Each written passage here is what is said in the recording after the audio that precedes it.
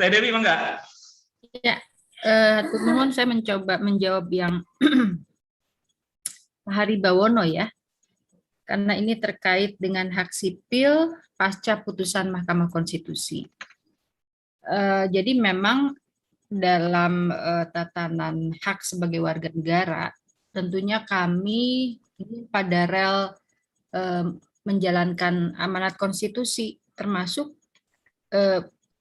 keteguhan kami dalam memperjuangkan hak sipil, itu bukan berarti kami ingin melawan aturan negara, tapi justru ingin pada rel kesepakatan kita sebagai sebuah bangsa. Jadi karena di dalam konstitusi sudah termaktub antara agama dan kepercayaan itu sama dan dilindungi ya. Jadi ketika terutama pasca putusan Mahkamah Konstitusi antara agama dan kepercayaan itu setara. Ketika ada kesetaraan, maka urusan negara kan hanya mengadministrasikan, dan itu harus sesuai dengan pengakuan dari warga negara itu sendiri. Jadi kalau misalnya ada akses keadilan yang setara, ketika warga negara yang lain mengaku agamanya A, B, C, D, atau apapun yang menjadi pengakuannya, negara sekedar mencatatkan. Dan seperti yang tadi di awal paparan saya, ADS itu agama Jawa Sunda bukan hanya terjebak pada institusionalisasi agama, tetapi kalau negara mencatatkan lebih baik sebagai agama Sunda Wiwitan, karena itu ada makna ya, makna sebagai sebuah kesadaran asal usul dengan leluhur Sunda gitu. Dan itu selaras dengan sejarah yang sudah tertulis di dalam manuskrip otentik, bahwa bukan serta-merta baru saat ini kami mendeklarasikan diri sebagai Sunda Wiwitan, tetapi di periode pendiri komunitas Pangeran Madrasih sudah menegaskan bahwa agama Sunda Wiwitan gitu. Jadi negara sekedar mengayomi, mencatat segala peristiwa yang berakibat hukum, meskipun melalui pintu masuk pengadministrasian di KTP, tapi itu berdampak panjang gitu ya terhadap hak pencatatan perkawinan, akte kelahiran, itu berdampak. Jadi dan satu naungan pelayanan begitu. Ketika agama dan kepercayaan setara, maka pelayanan itu di kementerian yang sama, bukan di kementerian yang berbeda dengan levelingnya juga tidak setara. Antara kalau di Kementerian Agama itu kan diurus oleh sebuah kedirjenan. Nah, kalau teman-teman kepercayaan dianggapnya hanya cukup diurus oleh satu level di bawah kedirjenan gitu. Jadi bagaimana mau kita mengusung asas keadilan dan kesetaraan bila itu tidak diimplementasikan dalam sebuah kebijakan yang setara.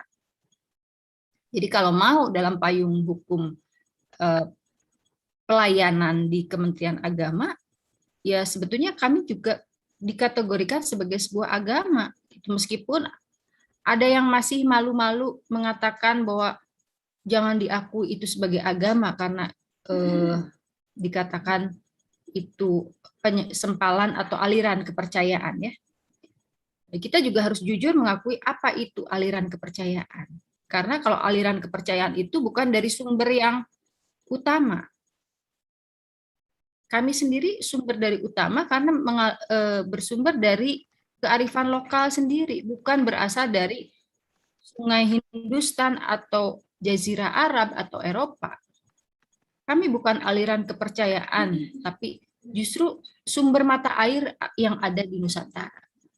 Sumber mata filsafat, sumber filsafat yang ada di Nusantara ini. Apakah itu Kejawen, apakah itu Sunda Wiwitan, apakah itu Tolotang, atau apakah itu Kaharingan. Jangan malu-malu mengakui kami gitu. Kami bukan ancaman buat agama-agama Abrahamik. Jadi karena kehadiran agama-agama Abrahamik pun itu bagian dari peran leluhur kami Nusantara untuk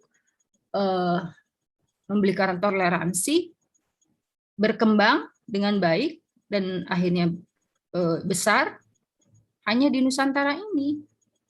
Kita bisa merayakan keragaman. Jadi saya kira tidak perlu menjadi resisten ya, bahwa agama-agama leluhur itu akan menjadi ancaman, karena pada prinsipnya kami bukan sebuah tuntunan untuk menyebarkan atau syiar ya, tapi pada kesadaran kemanusiaan dan kebangsaan itu saja.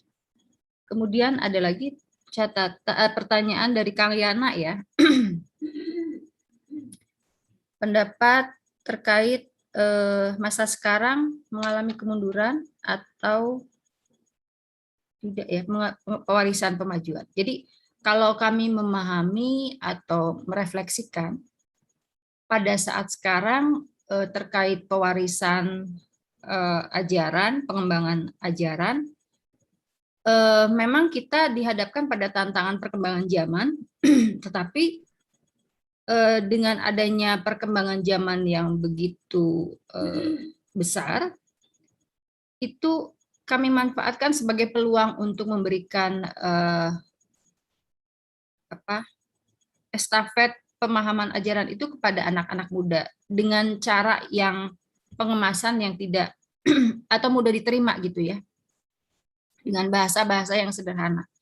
Kalau pada periode generasi pertama dan generasi kedua, mungkin masih terlalu banyak bahasa-bahasa simbol yang sulit dipahami atau dimengerti oleh generasi berikutnya. Tetapi pada generasi sekarang, saya kira sudah lebih mudah dipahami, tidak terlalu banyak bahasa yang simbolis, sehingga anak-anak muda juga dengan cara-cara pendekatan kebudayaan, kembali kami menguatkan kepercayaan diri mereka untuk tetap mewarisi tuntunan leluhur. Jadi memang kami merasa tidak menjadi sebuah langkah mundur, tapi justru dengan spirit ngindung ka waktu ngabapa ka mangsa, beribu pada waktu, berbapak pada zaman, kita tetap berpikir meneguhkan bagaimana estafet pemahaman tuntunan ajaran ini bisa dipahami oleh anak-anak muda bahkan. Itu mungkin ya dari saya. Kalau untuk terkait persepsi sikap warga lokal terhadap Sunda Wiwitan ketika demo-demo itu, Kang Manto, sebetulnya kalau kami memetakan bahwa persekusi itu dilakukan oleh warga dari luar Cigugur. Dari tampak kasat mata saja, itu pasukan itu muncul dari bawah ke atas. Jadi bukan orang sekitar. Jadi itu memang mobilisasi yang sistemik, terstruktur, memang itu dihadirkan gitu, dan difasilitasi. Karena posisinya seperti dikawal oleh Satpol PP juga. Jadi Satpol PP itu ada di belakang mereka. Mereka mensupport. Jadi tidak ada yang bisa melebihi kenyataan, dan kami memiliki data bahwa itu termobilisasi secara sistemik. Termasuk tantangan-tantangan bagaimana sebetulnya kalau masyarakat sekitar sendiri, ini kan masih ada warisan-warisan stigmatisasi lama ya, yang punya kepentingan atau merasa pernah sakit hati ditinggal, yang tahun 64 ditinggal, tahun 82 ditinggal, ada sakit hati. Nah itu, jadi ada luka-luka sejarah yang mungkin kami hanya sebagai korban dari situasi ya, stigmatisasi itu. Jadi ya kami mencoba tidak mau mencari masalah dengan orang lain, tetapi kalau pelurusan-pelurusan sejarah itu menjadi terbatas di periode Orde Baru dan Orde Lama, Namun sekarang kan sudah lebih terbuka ya informasi. Jadi kalau misalnya masyarakatnya tidak dibawa ke ranah politik, itu pasti clear ya. Tapi kalau sudah terkondisikan dengan politik identitas, itu pasti akan berbeda memandang kami. Jadi itu Kang Manto, Kang Teddy, dan Ibu Bapak sekalian. Terima kasih.